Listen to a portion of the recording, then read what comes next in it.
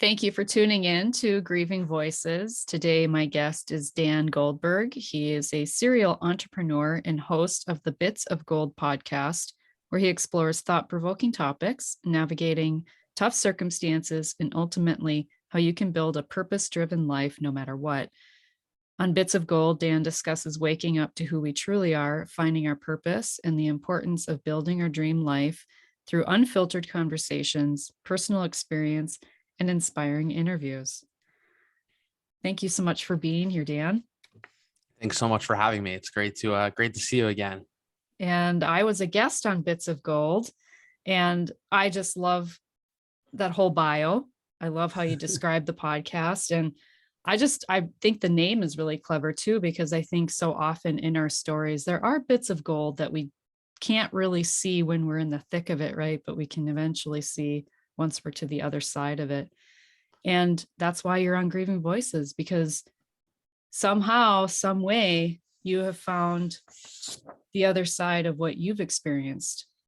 Yeah. And maybe in a lot of ways, you're probably still going through it, because grief is like that. It kind of shows up when we least expect it. So what brings you to Grieving Voices? Yeah, I was going to say, still moving through it. I think that journey is a journey, and there's never really a destination, right? Like, I think you're constantly on grief. Once you experience grief, it's with you forever, and it morphs, it evolves, it takes shape in a new life, in a new light. And as you get older and as more time moves on, but I think grief is something that you always carry with you once you experience loss, regardless if it's regardless if it's a traumatic loss or not. And so what was your first experience, even in childhood, with loss? Yeah. So I feel like, so I'm 28 years old, and I feel like by the time I turned 25, I experienced actually a pretty significant amount of loss in my life. The two most traumatic ones, my dad passed away when I turned 20. A couple of months prior to me turning 20 years old, my dad passed away, and then my mom passed away a month after my 25th birthday. So within a 5-year period, I lost both my dad and my mom. But prior to that, actually growing up, I had lost both my grandparents, my grandma, an aunt, and a dog. So I feel like I've actually had like a pretty wide, a lot of loss at a fairly young age. And how can I ask how your parents address those losses? Because often we just don't know as parents what to do or what to say. Yeah. So I would say the first loss that my grandma was the first person that passed away in my direct family. And I was like so young. I really don't have any memories with her. I don't even remember how that was handled or how my family navigated. I really don't remember that. My grandma was fairly older. So I don't have any memories there. When my aunt passed away, that was completely unexpected, and she died in the middle of the night. And I want to say it was days before, or maybe even on her 50th birthday. But I remember my parents came home, and my parents were out to dinner. My parents came home. My sisters and I were on the couch, and they told us they had to tell us something. And they said my aunt had passed away, and we were close with this aunt. And similarly, like I just didn't really, I wasn't at a point in my life from an age standpoint that I could really understand, comprehend what that actually meant. Yeah, it's I really have never spoken about my aunt, but it's interesting now looking back, just like how limited my understanding was of what it meant that she had died. And I remember my parents telling me that, but I really remember not being able to comprehend or understand. And I'm sure we'll get into it later on this podcast, but I'm very involved now in an organization, Experience Camps, which is a free 1-week camp for kids that have lost a loved one ages 9 to 16. And it's only a 5-day camp. I go every single summer, and I think about that a lot while I'm at the camp volunteering as a counselor. Just like when I'm with kids who are 9, 10, even 11 years old, what they're processing and how they're able to how they're trying to understand or what it really means the person is dead and gone forever, and what that means physically. Obviously, I'm speaking. Yeah. And do you remember how old you were when your aunt passed?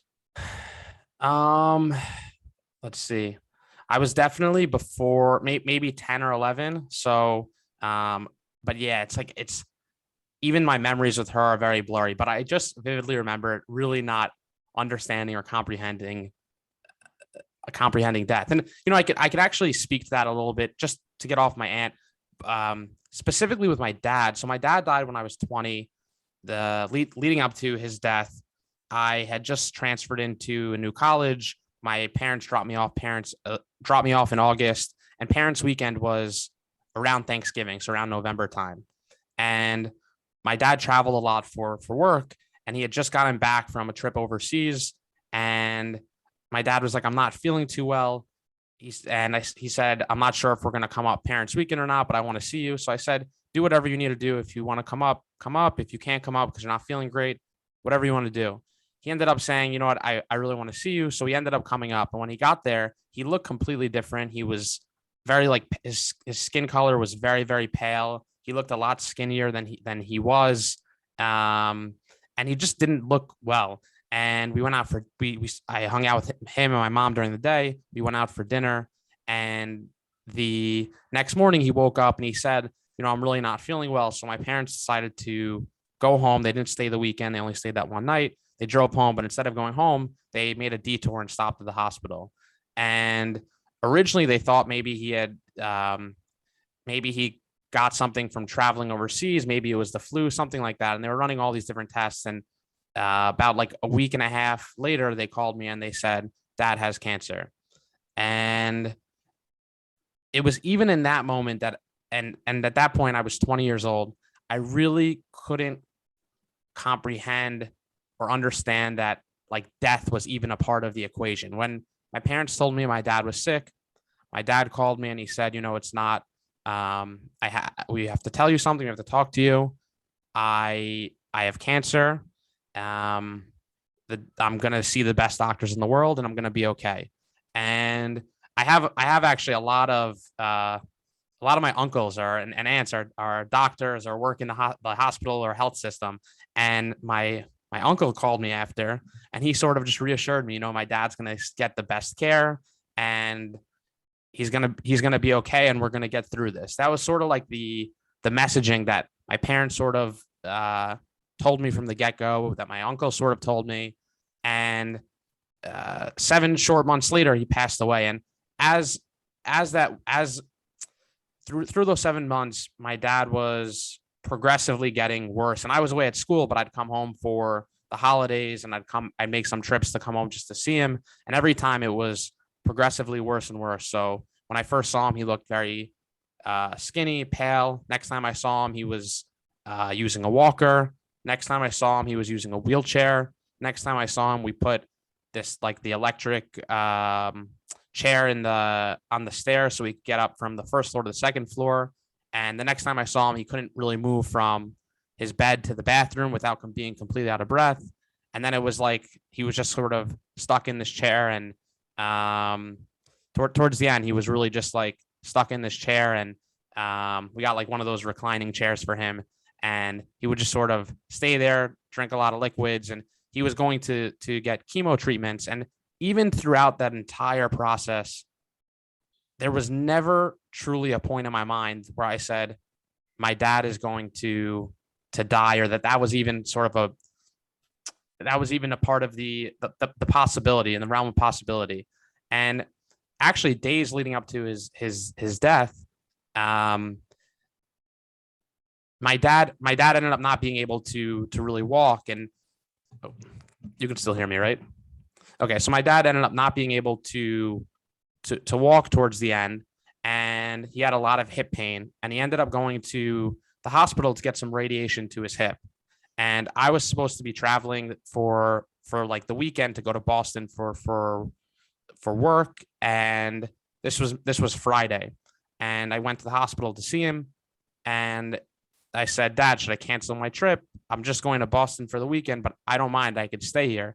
And he said, nothing's going to change between now and when you come home on Sunday. So he said, go on the trip.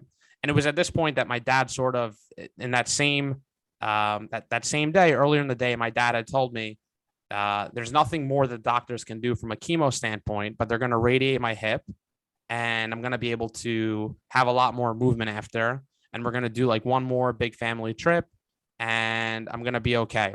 So, I said, okay, do you want me to stay? And he said, go to Boston. Everything's going to be fine. And I ended up giving him a kiss and went to Boston. And Sunday morning, my mom called me and she said, come home as soon as possible. Got in the car first thing in the morning, drove right to the hospital. And at that point, they had like up my dad's pain meds, and he wasn't really he wasn't really lucid at that point. He was just sort of sleeping and making some uncomfortable, like, just noises. He was clearly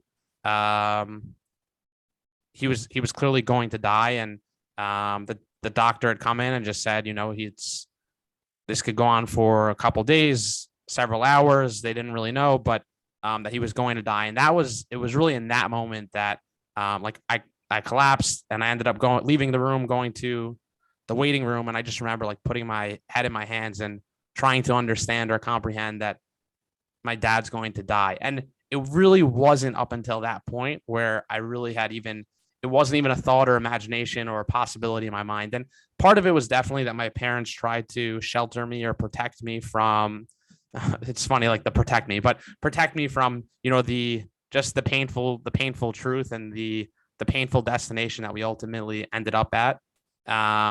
I think my dad definitely tried to shelter me a little bit, and that was by choice, and that was his decision. But it definitely, but that was really like the first time that I realized that, hey, people do die young. And it's funny, just since we started talking about my aunt, it's even funny having had those experiences and having lost my aunt and grandparents. You understand, obviously, as a young person, that death is like one of the few guarantees we all know is our inevitable destination. But I really do think so often, and I would say that this was very much my life previous to experiencing significant loss and losing my dad. My life was really, everything's good. Probably the things that weren't of a significance I thought were of significance. And although that death is a part of life, you're not really constantly living with that on your mind, thinking about people die, or those around me can die, or those that I love die, or I can die. You don't really think of those things. I really believe, as someone who's young, naive, and fortunately or unfortunately, fortunately hasn't really experienced anything significant. I don't think you're walking around really holding that weight that death is a real part of life, and that it can strike in a moment's notice with no warning, no rhyme, no reason. Things will happen, and that's sort of life. And I think I'm sure we'll get into it, but that's definitely something that I carry near and dear to me now. It's like death is so physically, spiritually, emotionally, it's such a real thing at this point in my life. And knowing that that's sort of like the bouncing board that enables me to think about life with this unique perspective, which has sort of been the guiding light in my life now ever forward. But yeah, I just don't really think that we think about it as young kids, even young adults, even maybe adults, if you haven't really experienced significant loss. I think, I don't want to say necessarily my dad, because his sister died later on in life. That was my aunt. But like my mom really didn't experience significant, like growing up, we lived in such a happy household, and there were things obviously where there were challenges or life circumstances that my parents had to navigate. But I would say, not for the most part, we lived in such a happy childhood. I had such a happy childhood, and life as we knew it as a family, I would say, was so happy that like we really didn't experience the significant shitstorm that would come in my early 20s and mid 20s. And I want to speak to that a little bit because we are a product of our environment, right? And so when we grow up in a home, you can have two different homes where they can have all these different experiences, negative, impactful experiences, and it's all negative, and the worst always happens to us. And here's another challenge. And it's, it's always this, it's really heavy energy, right? Mm, Or we can grow up in a home where it's, even if there's a challenge, it's, well, you know what, we'll get through this. And there's this positive outlook, right? mm, Versus this negative outlook. And so, although that served you well as a child growing up, and, it might be, some people might even say, well, take those rose colored glasses off, right? Because the reality is that crap happens. But it's the outlook that your parents gave you, right? That partially may have resulted in this inability to think about death as like this finality, or like this could ever happen to me. mm. So it's like, where's the balance? Yeah. Because you can go, it's like the pendulum swung very much the positive way instead of the negative way, but yet it didn't prepare you for the challenges when when it was really big, right? When it was something really big. Yeah. Well, so it's definitely it's interesting when I look back at when my dad was sick. I had this extremely naive perspective, thinking, "Oh, my dad's not going to die." Like honestly, there was one conversation I had with a friend who had lost his dad young, and he had told me, maybe have the conversations with your dad that you want to have, that you think you'll, it was great advice, but it's such a difficult. The advice was, have these conversations you'll want to have with your dad, that you might want to, questions you might want to ask him later on in life. But it's like, now I sit here as a 28-year-old, then I was 20. The questions I would ask him now versus the questions I would ask him then are so drastically different that, it was sure, when I sat down, we would talk about things, but obviously he's not here to answer those questions today that are now in my mind. But anyways, that was my one friend. That was I had that one conversation with a friend, and that was the only time where like death really was part of the conversation. So I had this extremely naive and just like very innocent mindset around uh, life and death when my dad was sick. On the contrary, when my mom was sick, it was a very different experience. Um, my mom got sick when I was actually coming home from. Uh, well, let me go backwards just a second. My mom had sorry, I'm just gonna repeat that. I was coming home from. I was 25. I was coming home from. Sorry, 24. I was coming home from experience camps. This was in August, and um, weeks prior, my mom had gallbladder surgery, and they said that she had gallstones, and she ended up getting gallbladder surgery, and she didn't really like make a full recovery. I ended up going to experience camps. I volunteered for a week. I'm driving home from Georgia to New York, and when I get home pretty late at night. I go to sleep. I wake up in the morning, and I'm very excited to tell my mom about the week, all the kids that I had connected with, the incredible stories, and my mom slept later than me, which like very very much was not like her by any means. And I was sitting on the couch waiting for her to wake up, and she ended up coming down, and she was in her pajamas, and she sat down on the couch next to me, and she told me that um, I've been diagnosed with cancer, but they don't know what type of cancer. But we're gonna get through this, and everything's gonna be okay. Sort of like, the same very positive mindset around that. Just, we're gonna get through this. We're gonna get through this. And um, there was my mom was having a tough time eating and keeping food down, and they were waiting for these test results to come back to try to identify what cancer it was, what treatment she'd be getting, all those things. And in the 5 days that we're waiting, she really started to experience a lot of significant pain. And we ended up taking her to the hospital, and she checked in. And from the moment she checked in, she never ended up checking out. She was in the hospital for a little over 2 months, and they weren't able to identify what cancer she had until the very, very end of her time in the hospital. And originally they said she had esophageal cancer. Then they couldn't really identify it. She ended up actually switching hospitals and then going back to the original hospital. And she had 3 major surgeries while she was in the hospital, where they said, we don't know if you're going to, we don't know if you're going to live through these surgeries, but we recommend going through with them.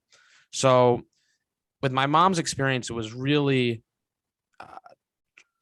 the only words that I would use to explain the experience that we had with her was just like absolute hell, torturous hell. Like she went through these 3 major surgeries in a very short period of time. She's only in hospital for 2.5 months.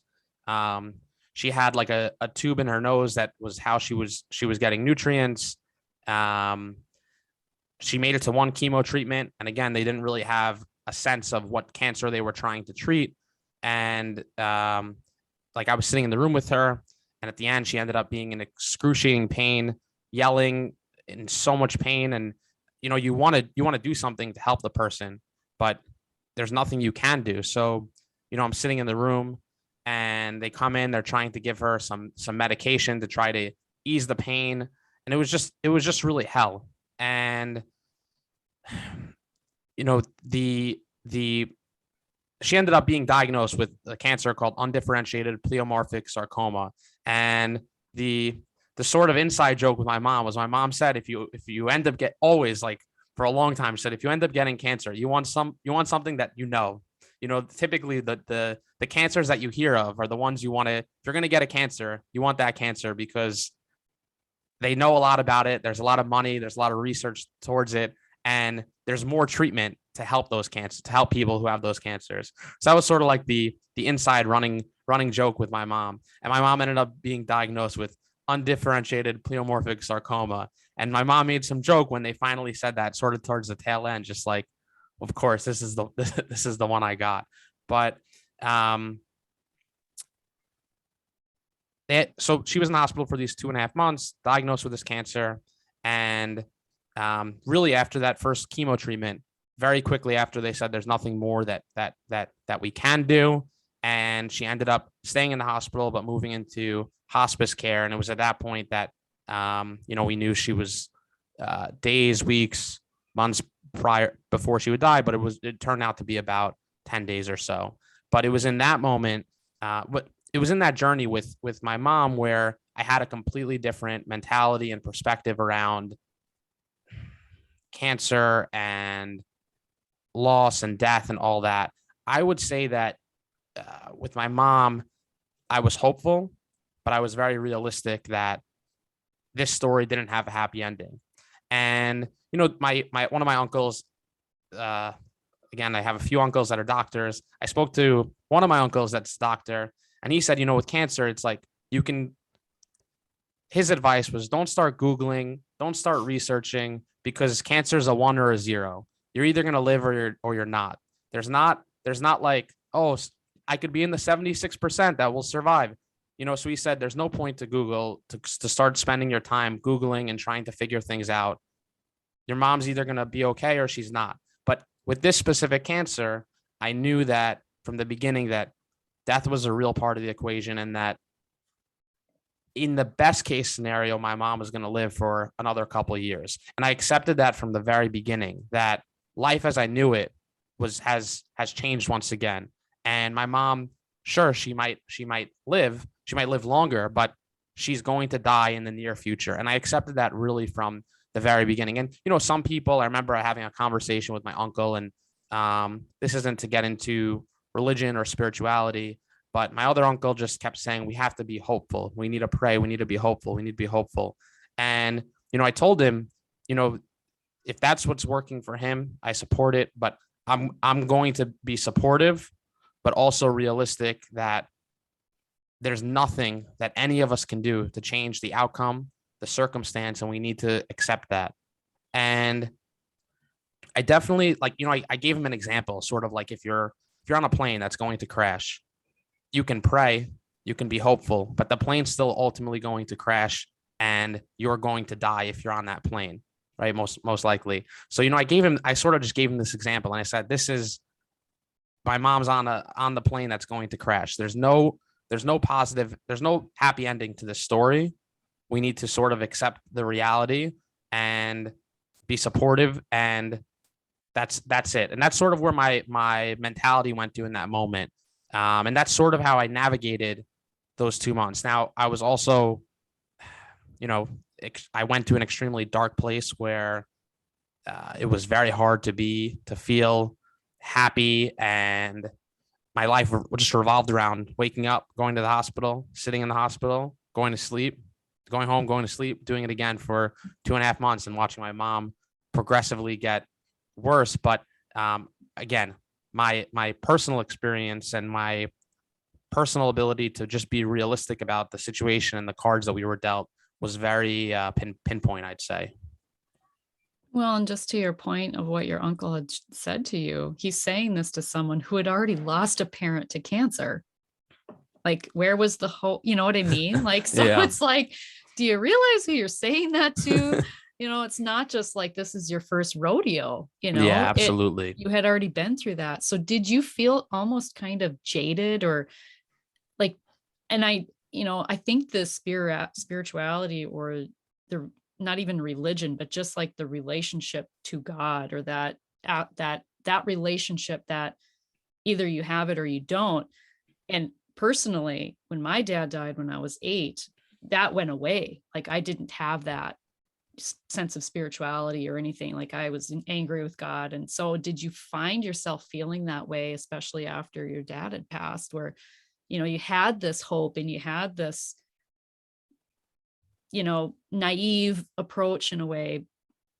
Did that, did that change for you? Yeah, I would say that with my dad, my focus really didn't become so much me. It became much more help my mom, support my mom.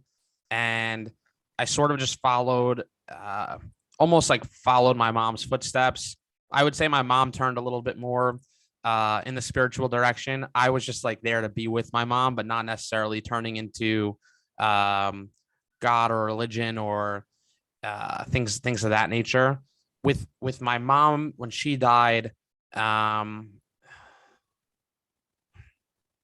what carried me after my mom died. So this is just, and this will get back to your question around spirituality and what sort of carried me through. But when when my when my mom died, like leading up to days before she was going to die, I was in like a very, although I accepted that she was going to die, I was in a very dark place. It looked, my blinds are closed, but it looked like a day out like today. It was beautiful outside. The sun was like beaming down. And I remember I was walking to get lunch with a friend, and my friend had lost his dad growing up. So he had experienced a significant loss in his life. And um, this specific friend of mine is just like a very good listener. And when we sat down, I told him, I don't want this to just be like me venting to you. I don't want you to feel compelled that you have to say anything. He's like, I'm just here to listen. I'm not here to share my opinions. I'm just here to listen. I'm here to just literally say whatever you want. I'm here for you. And I really felt like I was in such a dark place. I could not, and I'm really a happy person. I could not feel any sense of happiness. Again, it was like beautiful outside, and normally I'd go outside and I'd be like, "Oh, it's a beautiful day. This is great." And in that moment, I couldn't, like, everything was gray. That's really the only way that I could explain it. And it's almost like when if you wake up and you don't want to get out of bed. It's not necessarily you don't have any aspirations. It's just that I felt almost as if there was no point. There was no point to get out of bed. There was no point to do anything during the day because life kind of sucked. That's really the feeling that I was feeling. And um, I after that lunch, I went back to the hospital, and it was at that point that my mom told me that there was nothing more that they could do, and that she was going to move to hospice care. And I remember telling her, life's so unfair. And I said, first the world took dad from us, and that's already enough. But now we have to lose you too. And my mom said, life is unfair, but life's also glorious. And she said, you have to go and find the glory. And that was really the big thing that like instantly changed my entire mentality, where I my mom almost pressed it into my mind. It really was like in that one conversation where I was in this place where not where I was suicidal, but definitely where I just was not feeling a point to get out of bed to just go about my life at that point. Like I was in a very the lowest low, the darkest place that I personally ever gone. And it was in that moment where like I accepted that life is filled with I'm allowed to curse on this podcast, right? Mhm. Life is filled with hard shit. And that's life, and you need to sort of accept it. And but there's also plenty of beautiful things, plenty, as my mom said, plenty of glorious things that you need to go and find, embrace. And life's that balance of, painful but also yet so beautiful. And that was really like the shift. And when my mom had died, in the eulogy that I gave at the funeral, I had said that I'm not going to focus on the why, and I might spend some time thinking about why has this happened, but ultimately that's not where I'm going to focus my time and energy. I'm going to focus on the what I'm going to do now as a result of the circumstances, as a result of what I've lived through. And I'm going to focus on finding the glory despite the unfair, despite the shit. I'm going to focus on what I can do now as a result of the circumstances I've been put in. And that I'd say was really the where I went to after my mom died, and sort of, in many ways what led us to this moment now. And you starting your podcast, I imagine. Yeah, it's starting the podcast, getting involved in experience camps. I've been involved for almost a decade now. And I feel like I am on such a mission to help others who have lived through significant loss know that, loss is unfortunately a very real part of life, but that it doesn't need to destroy or define us, and that it very much can, that people who experience significant loss can still very much go on to live happy, healthy lives that they enjoy. So you were a part of experience camps even before your dad passed. No, so I got involved. I'm almost so this is gonna be my ninth summer. So once my dad Okay. passed, I grew up going to summer camp, and once I had the opportunity to like go back to camp in a more meaningful way, I sort of jumped at it. So once my dad got sick, once my dad passed, I got involved right away. Yeah, I've looked up the organization. I'll put the link in the show notes. And that is something that would be an amazing way to spend a week in the Yeah, you summer. should come. I would love that. I'm in the sticks though of North Dakota. So anywhere I would go, I'd have to hop on a plane and yeah, Yeah, usually there pretty are much. we have some people who come from last year because of COVID, but north from London, Australia. Oh, Uh, wow. yeah, but we've grown a lot. So there's camps all over the U.S., California, outside Chicago, Pennsylvania, Georgia. I think they're opening up one in D.C. now, and Maine. Yeah, because that was not, I remember I went to one summer camp and it would have been 4 years after my dad had passed. I think it would have been about 12 or so, but it was a church camp. Okay. And I had an amazing time. I still remember that time, but it wasn't for grief, it wasn't for me, really, my grief and things like that. But that, and I talk about this on other podcasts. I've been a guest, but there wasn't room for me to grieve, Mm. as a child. So I internalized all of mine. And so for you, having that happen when you're a little bit older, you have that maybe ability to, your approach is very different and your outlook is very different. But I imagine though, at that age too, it's very difficult. Like you mentioned your one friend, but wasn't it difficult to find people your age that could relate to you or you could relate to them? Yeah, I would say definitely after my dad died, it was extremely difficult. I was going into my senior year of college. Then everyone's focused on partying, getting drunk. I'd say very limited schoolwork, going out. It was an extremely difficult uh, year for me, and I really didn't. I wanted to drop out so badly. I had like uh, my my body was telling me drop out, go home, help around the house, help your mom out. That was really all I wanted to do. One of the last things my dad told me, because I voiced to my dad numerous times while he was sick, I want to drop out, I want to drop out. And he's like, just get the damn degree. That was sort of like, and then there was never any discussion. So um, that was sort of my dad's wish, and I listened to it. But yeah, it was really challenging. I would say I'd wake up away from my mom, and I did not know.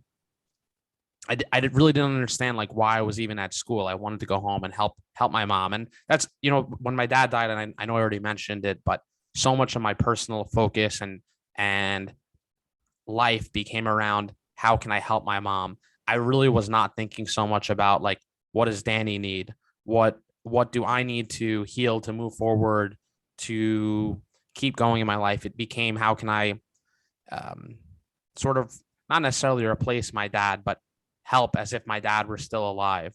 That was really where I went. And when my mom died, I would say almost in like 5 years, it was truly the first time where I took a step back and started thinking about like, what does Danny need? What does Danny want? What do I want my life to look like? And that's where I started to really go on this like very deep introspective journey of how do I become more intentional and how do I make sense of what life is and all those questions that are sort of the ever journey we're all on trying to think through as we build our own lives. But yeah, it was really hard to find that community early on. And uh, after my dad died, though, I really feel extremely lucky and fortunate that I did find community very quickly by volunteering at experience camps. And I ended up, I remember the first time I spoke about my dad, it was, I was terrified. It was extremely challenging. I would break down in tears, and I couldn't even, it was very hard and challenging to just say my dad died. Um, it's like almost funny looking. I've said it now so many times that it's just like good morning, can I have a coffee? It's almost like the same thing. It's very matter of fact at this point. But I remember that being extremely difficult, and even in like a small setting, even with my closest friends, um, even with family, I'd say actually with family there's and families are different, but I would say for the most part, like my family and I, we acknowledge and we celebrate like death anniversaries or things like that. And we say we miss the person, but we're never going beyond sort of that surface level. We're like and even in many ways with friends, it's rare at this point that we do that, but there are moments or times like at experience camps where going there is very acceptable and the norm and things of that nature. So I ended up finding community in that, and ended up sort of throwing myself at other opportunities. I don't know if it's still around, but there's was an organization, the Dinner Party, which did grief parties for people who had experienced significant loss, and I went to a bunch of those and met a bunch of people who had lived through significant loss. And um, it was actually funny. I went to that only a few times, but I remember going to this dinner party, and I was definitely, I think, the youngest. Both times I was the youngest person there, and this was only after my dad had passed, and I had already uh, from volunteering at experience camps and from sharing my own story and from helping others who have lived through loss.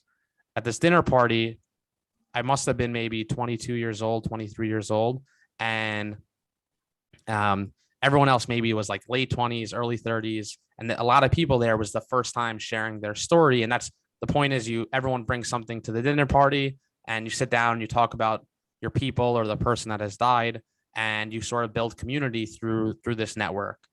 And I remember like really there were so many people there who it was the first time they were sharing their story, And my friend and I went with a friend from Experience Campus. We almost ended up like leading the dinner party and getting the conversation going and trying to make it an environment in which people felt like comfortable to sort of go there. But it is very difficult, I think, to find that community. But there are I really do feel like there are a lot of organizations now that exist if you seek them out, where you can find community and find people who are who have lived through something similar or are going through something similar. I can't really speak obviously as much to what it's like being a child, but I can only imagine how difficult and challenging it is to lose someone significant when you're so young, because I think the processing, like really understanding and comprehending, is the the challenge there. And I I know so many people now who have lost someone very young, and they deal with all sorts of different not necessarily problems, but just their own grief journey is very different, where maybe they don't have memories with the person, and they have different challenges as it relates to how they grieve or their grief journey, as opposed to my own grief journey, where it's like I have so many memories with both my parents, but they're not here, etc. So it's very different, obviously. I had a question and it just went out of my brain. It was kind of, let me think for a moment. No problem.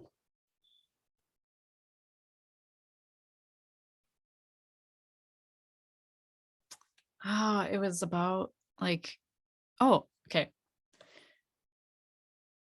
So when this happened to you at a really, I'll say, ripe age, like you're just on the cusp of going on your own into adulthood, and I know that, like you kind of described, just the college years, it can be a crazy time and things.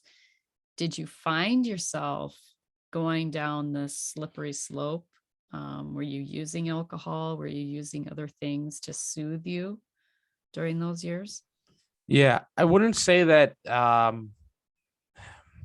was definitely drinking, but I would say more like any other college student who's excited or living for the party. Um, I was not like drinking necessarily. I wasn't drinking though, like to numb the pain that I was in. I would say the college was sort of just like my senior year of college was a tremendous block, sort of me getting to where I wanted to get to go. Which was, I want to get out of here. I want to get this degree because it's what my dad wanted for me, and I want to I want to get out of here so I could help take care of my mom. But I wasn't using like drugs or alcohol as a way to numb the pain I was in. Um, I started seeing a therapist for the first time in my life, like right immediately after my dad died, and I think that really helped.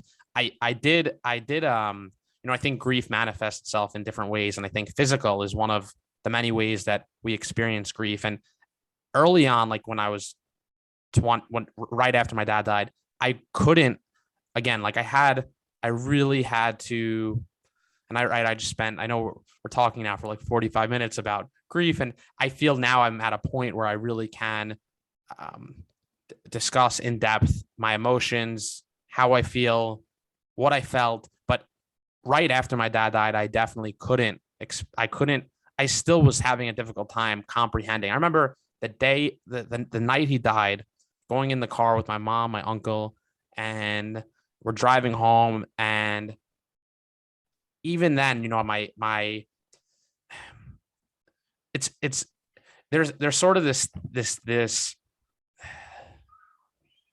So I remember driving home and just like, again, my head was in my hands, and I remember both when my mom and dad died, like specifically, I guess when my dad died, just like sort of just sitting there, shaking my head, trying to really comprehend, what had just taken place.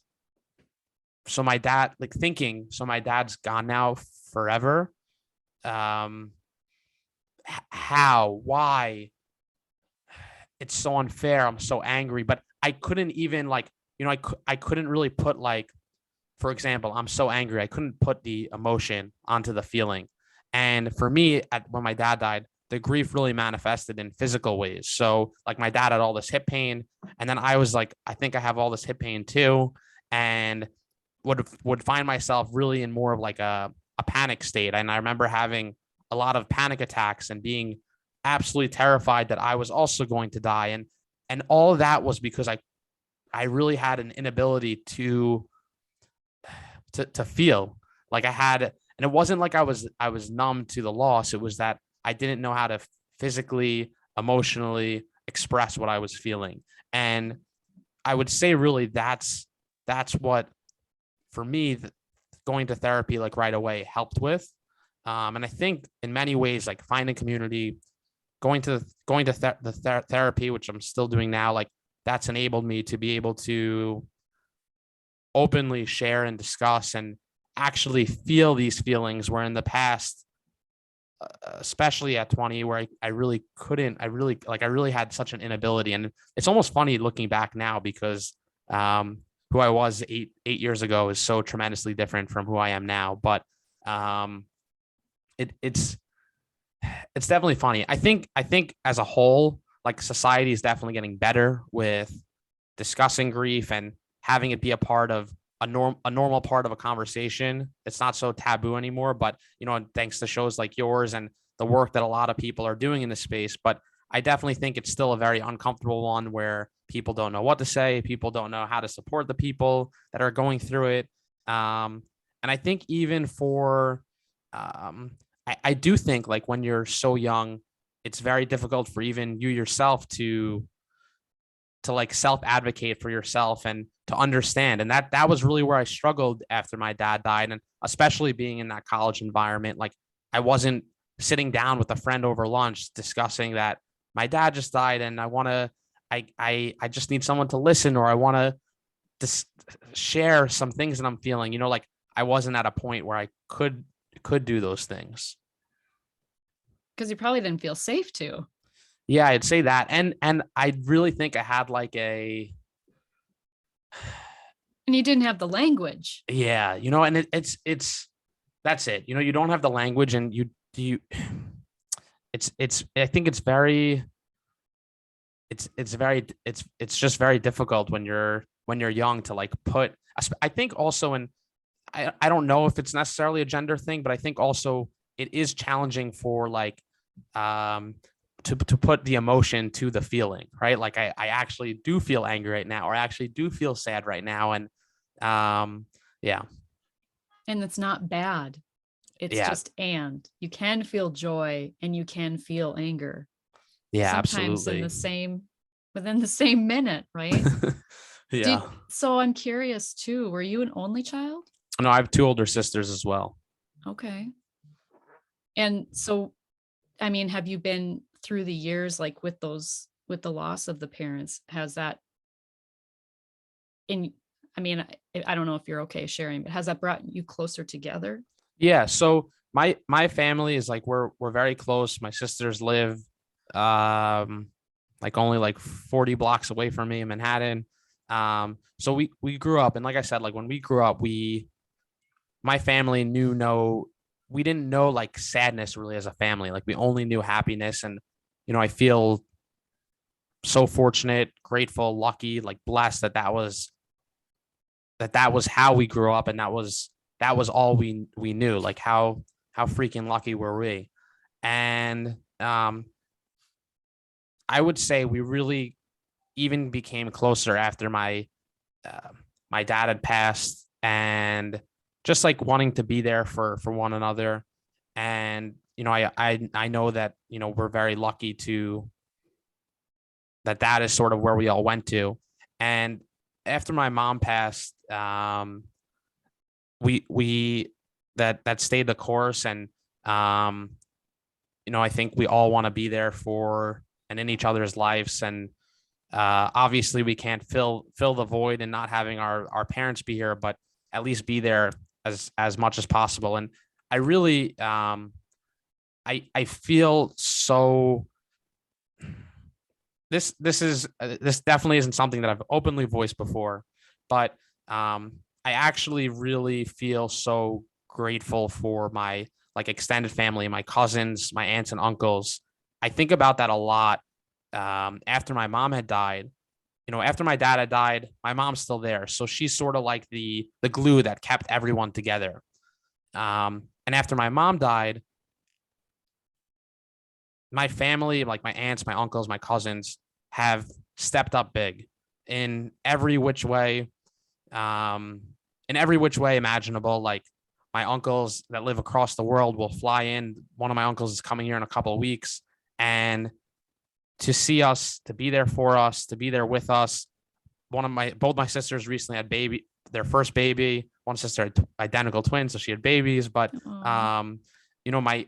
my family stepped up big, and I'm really so like moved and grateful that that is what they did, because when you wake up in the morning, no one forces any of us to do anything, and they've all consciously made a decision, an effort, and a choice that I'm going to step up big and be there despite my sister, right, their sister or their brother not being here.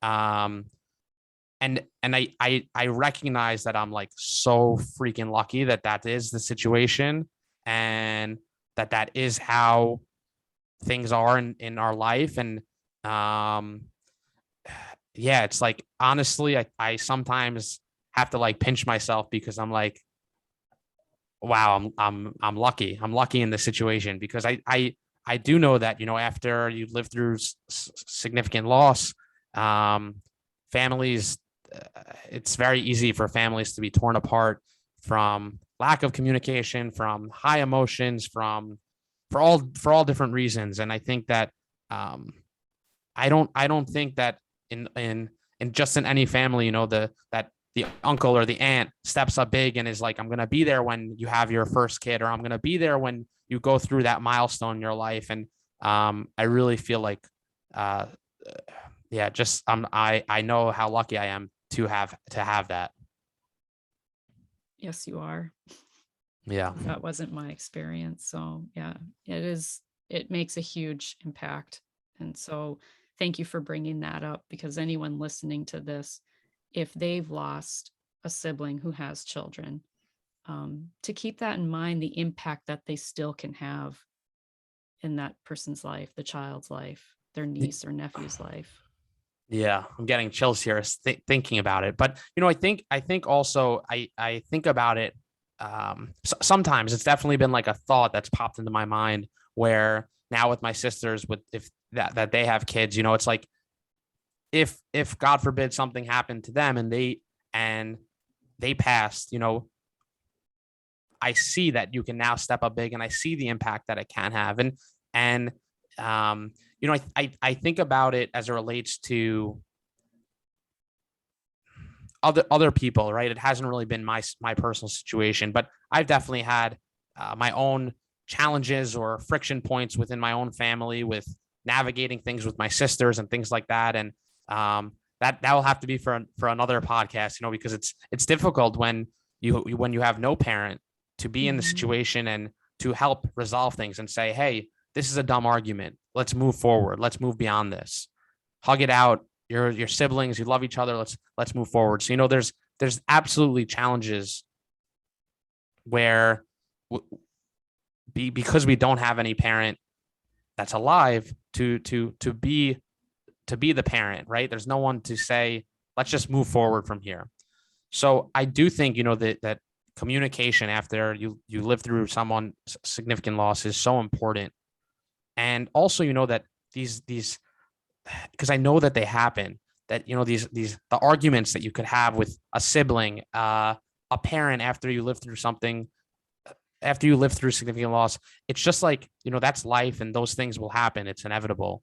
But the communication, and having a good line of communication, and is just so important, because in the end, like, there's no argument, there's no friction point that's worth it, because we're all gonna die eventually. And I think that being able to navigate those difficult conversations after, or just those friction points, is so important, because in the end, I really believe that it's more worthwhile to be there for each other than have some argument caused from whatever it may be, but as a result of your loss or grief, and to be able to sort of move forward, and whether, I'm speaking very broadly here, but whether there be resolve in sight, but be able to just like accept the differences and move forward and still be there for that person, regardless if you don't see eye to eye and things like that, because that's what's so important after you lose someone, to be there for the people that you love and be able to support them and move forward with those people. Well, and the key thing to remember is that everybody lost and Yeah. everybody had their own unique individual relationship too with that person. And so Yeah. they bring their own personal pain and their own personal perspective. And With so friends it's, as well, because yeah, I think sometimes with friends it's like it's not looked as the same, but I think it's a little bit like discredited, where sometimes people don't put as much weight on it, like, oh, you lost your friend, but that person might have had such an impact. This woman that I was close with while I was in college, she had cancer, but she didn't really let anyone know. And I was on Facebook, like this is last year, scrolling, and I found out she had passed away. And I was really close with her. She was an older woman. Her name was Barbara, and she lost her dad growing up young, and she ended up her husband ended up passing on early in life. And I went to Syracuse, and she was head of like alumni relations, and she was an older woman. I want to say maybe late 60s, early 70s. I ended up telling her all about experience camps. After my dad died, she really like was there for me while I was in school. And I had this very unique, special relationship with this woman. And I ended up bringing her to experience camps. I'm like, you got to come, you got to come. And she actually, one year she just came to like see what was going on. The following year, she ended up volunteering, and she was like an out of bunk cabin counselor, but she got the full experience, and she was able to help the kids who were there. And we had this special relationship, and I ended up finding very unexpectedly that she had passed. And it really like, it was like sort of like someone hit me in the back of the head with a hammer. I wasn't expecting it. I sort of she would let me know if she was in New York City, and we try to find time to like grab a coffee or something like that. But we weren't talking as much as we used to, just because of life, right? And not to say that I'm experiencing this. I was grieving again, and I was experiencing this loss in that moment. And for the days to come, maybe the weeks to come, I felt it, and I was feeling the pain associated that I had lost this person, and we sort of lost touch. And I would have loved to check in more, and I wish I had said, hey, how are you doing, more often, and things like that. So it's like I definitely think that the grief grief with friends sometimes is discredited, or there's not as much weight on it. But that's, there's loss and grief in so many ways, obviously, outside of just physically the death of someone. But I think that that's something that people need to I hope people can understand and be there for people who have lost a friend, because they have, like you said, their own experience with those people as well. well, and we all have like our person, right? Or maybe our group of people who are in our inner circle, who know our dreams, who support our dreams. And those are important people in our lives. And so, to your point, that's, well, it's just a friend. You have plenty of friends. People can say Yeah. insensitive things, without really understanding what your relationship was with that 100%. person. Yeah. So I'm interested in learning now how all of these experiences has shifted your perspective and how you live your life now. Yeah. So I would say that I feel like we definitely got into it over the last hour around how I evolved and how my life evolved after, from when my dad died to when my mom ended up ultimately dying. And I know I already touched upon it, but in my mom's eulogy, I gave this whole talk around, sort of finding your glory, finding the glory in life, and not focusing on the why, but focusing on the what. What are you going to do now as a result of the circumstances that you're in? And I would say in many ways that is the guiding light. It sort of is the guiding principle in my own life. I wake up every single day and I think about knowing that I too am going to die. How do I want to spend the limited time that I'm given on this earth? And I focus on mapping my life towards those things, to doing those things, to prioritizing those things. And it's very interesting how we actually started with the beginning of this conversation talking about my aunt and talking about like the how when you're a child, when you're young, it's very hard to comprehend death and understand what death really is, and that it's that uh, you know that the person is gone forever, and that it's very hard to understand and comprehend all those things. Now it's like death is a piece of me, and it's that something that I carry with me every single day, where I really focus on knowing that I too am going to die. How do I want to spend my time? Knowing that I too am going to die, like put my phone down and be present, be in this moment. Knowing that I too am going to die, appreciate the fact that I just woke up and had the ability to put my feet on the ground when I woke up, and that I'm alive, healthy, and able, and that I have opportunity in front of me. Knowing that I too am going to die, where do I want to spend my time? How do I want to focus my time? And all that. And that's sort of like death is sort of the guiding light in my life almost.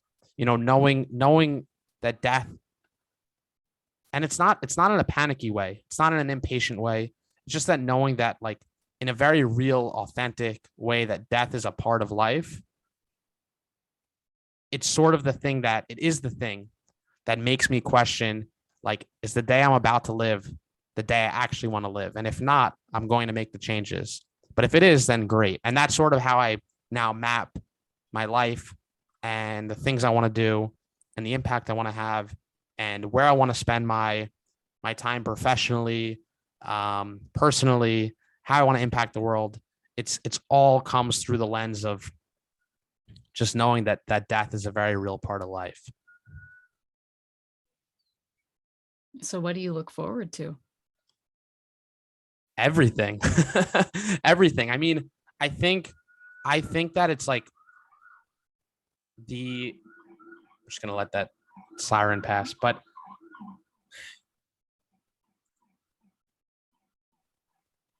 yeah, I look forward to everything. It's like I have this deep appreciation for the smallest things. And I have like a little gratitude practice where I write in a journal every day 3 things I'm grateful for.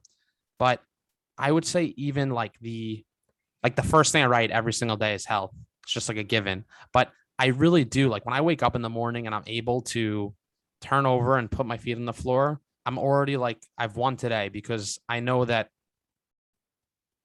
there are people who can't do this, and I'm lucky and I'm blessed and I'm fortunate that I'm capable and that I'm able to do this. And I'm so lucky that I don't have to think about my white blood cells, my red blood cells. I'm so lucky that I have, and it goes beyond just cancer. Like, lucky, I'm so lucky that I have a safe place to sleep. I have food that I can go and eat at any point. I have safety, security, food, friends, family. Like, life is good. I had a friend who lived through significant loss, and he once told me, that he believes that life is rigged in our favor.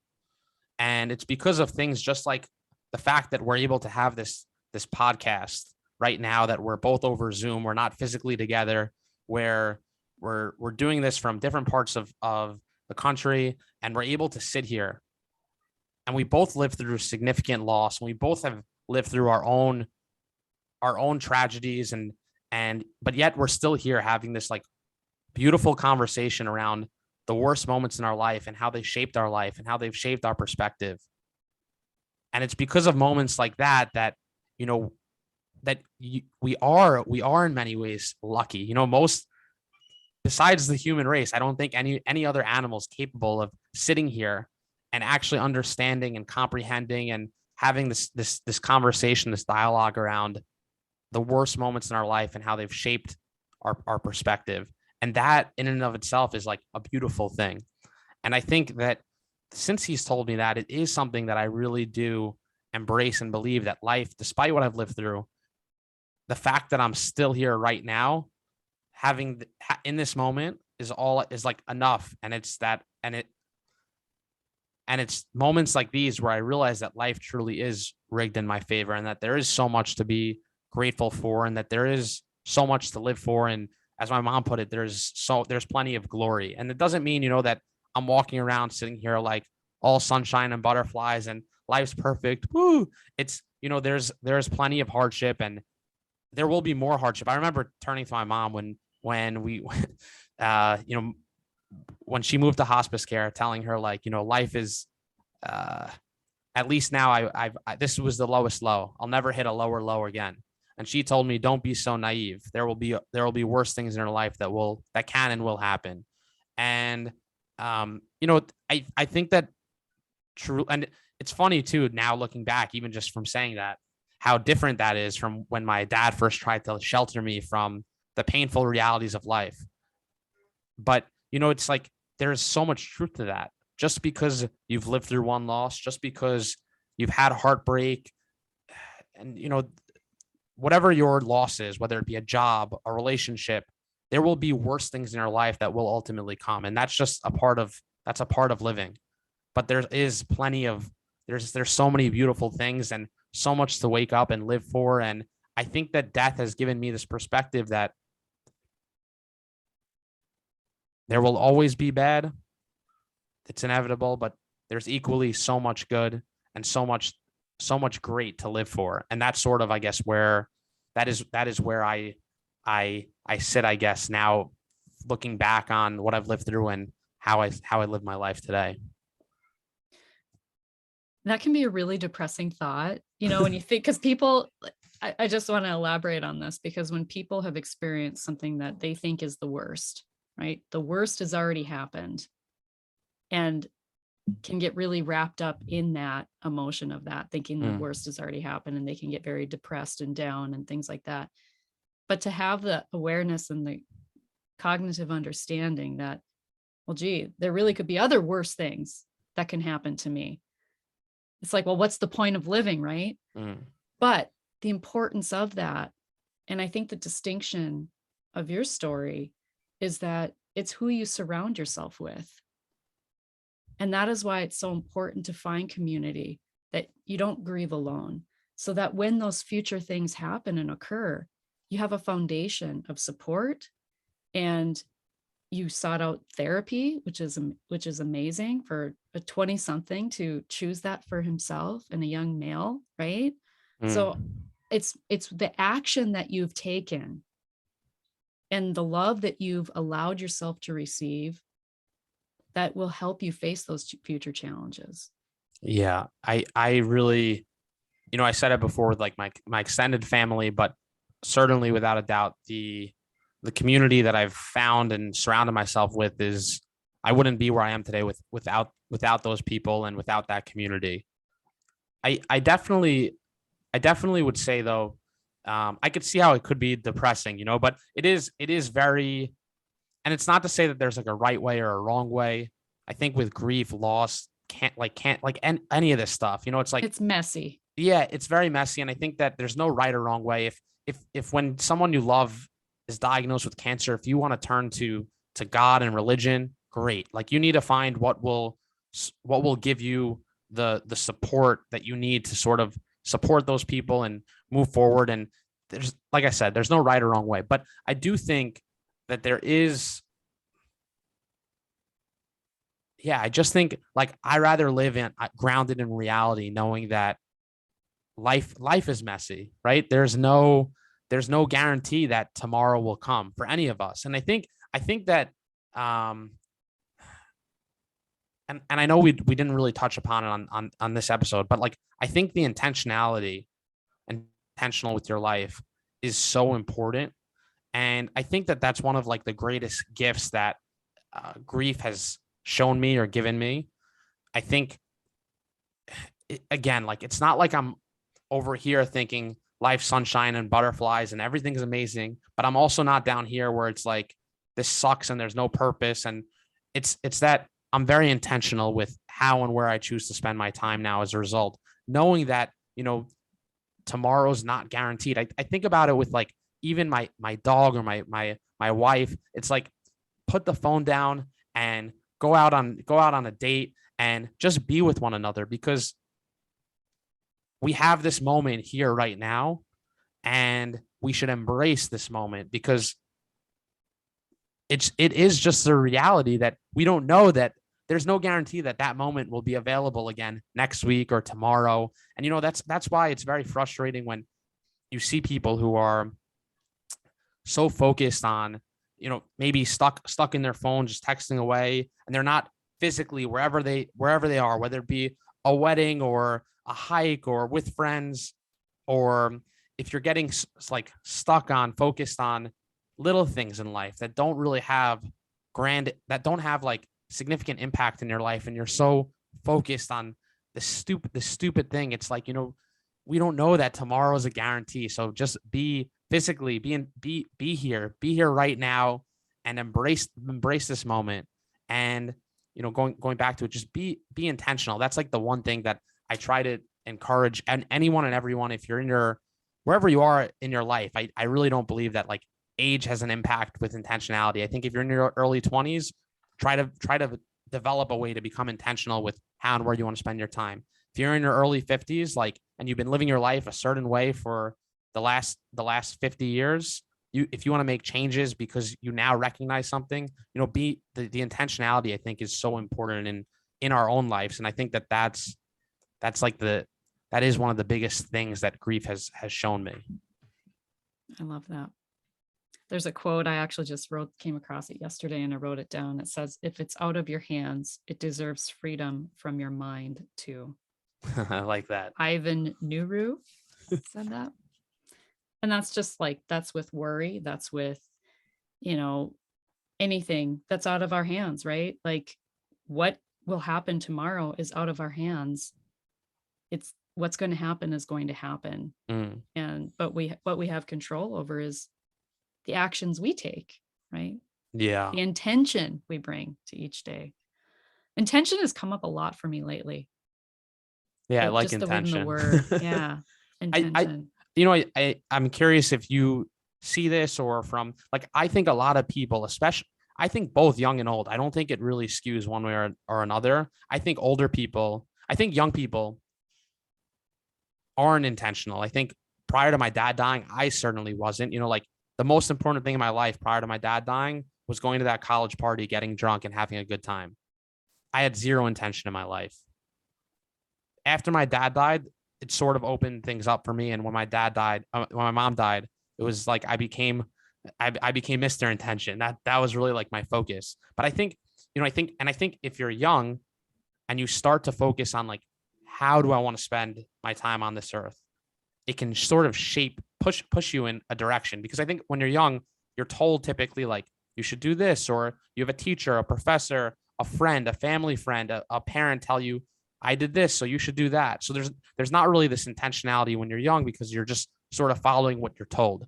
And I think as you get older, you have your sort of mindset set up that this is how life works. This is what my life looks like. This is all I know. I've done this for the last 2 decades. I'm not going to change my life now. And I think as you get older, you don't necessarily have that intention as well, because you get set in your own ways. Mm-hmm. So I think like everyone can do a better job at being more intentional. And again, for me, it's like, that was the gift that grief gave me. This understanding of intentionality and how it can shape my life differently now as a result. But I think everyone can do a better job with being more intentional. I almost think intention might be the antidote for fear. Because how many of us, I'm in my 40s, 40s, 50s and older, don't make those changes or are afraid to make those changes, right? I think fear is a huge driver for a lot of people. And so would you rather have fear be your driver, or would you rather have intention be your driver? Intention. Yeah, it's good. The other thing that's funny is that just about fear, specifically about fear, it's like, then you think about it through the lens of grief and loss. Mm-hmm. It's like, and of dying, right? Yeah. So, that's where I go back to, where it's like, well, knowing that I could die. What do I really have to lose? What am I really scared of? Is there really, should I really be fearful right now? Or is it or and it's like, I don't think there are things that are scary, and you should be scared if you want to make some drastic change in your life. It would be weird if you weren't, but you need to be able to get to a point where I'm scared, but I'm going to do it anyways.